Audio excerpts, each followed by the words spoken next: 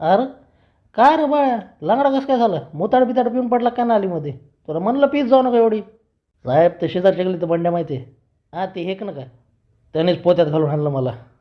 परत गोट्यावर अगरबत्तीचे चटके पण दिले त्यांनी. अरे पण का म्हणून? त्याची मी गायछाप चोरली त्याच्यामुळं. आणि त्याच्याकडे शेवटचीच गायछाप उरली होती. पण का चोरली? प्रेशर बनणं गेलं साहेब, त्यामुळे चोरली. 2 दिवसापासून हागायला नव्हतं गेलो.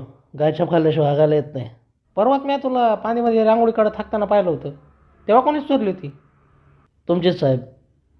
परवा तुम्ही संगीसोबत बाबळीच्या झाडामागं लागला होता, तर तेव्हा तुमच्या डोंगणाला काचा टोचला. तेव्हा तुमची गायछाप खिशातून पडली होती. तेव्हाच मी तिथून उचलून घेऊन गेलो आणि मग त्यानंतर शेतात गेलो हागायला. तेव्हाच तुम्ही मला कदाचित शेतात पाहिलं असेल. तुमचं मन मोठं आहे, तुम्ही माफ केलं. पण ते बंड्या भाडकाव तसा नाही आहे ना साहेब. त्याला कळालं मी गायछाप चोरली आणि मग त्याने पकडून मला शेतात नेलं, पोत्यात घातलं आणि मग लय हाणलं साहेब. त्याला लय वेळा सॉरी म्हटलं पण त्याने ऐकलं नाही साहेब. तू तर एक नंबरचा बाराचा निघालास रे. तुझ्यासारखं भाडकाव आमच्या दुकानात कामाला नाही ठेवू शकत आम्ही, माफ कर मला. लईच हागरे बुडाचा आहेस की भाडकाव तू. जर हा गायछाप शिवाय प्रेशर येत नसेल तर बोटं घालून गो काढ, पण नको गायछाप चोरत जाऊ नको. आय घाल तुझी.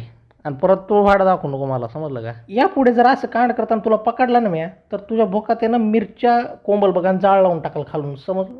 हां हां, लाल मिरच्या पार बोचा करपेपर्यंत शेकल बघ. ऐकूनच हातभर फाटली साहेब, माफ करा मला, याच्या पुढे नाही करणार.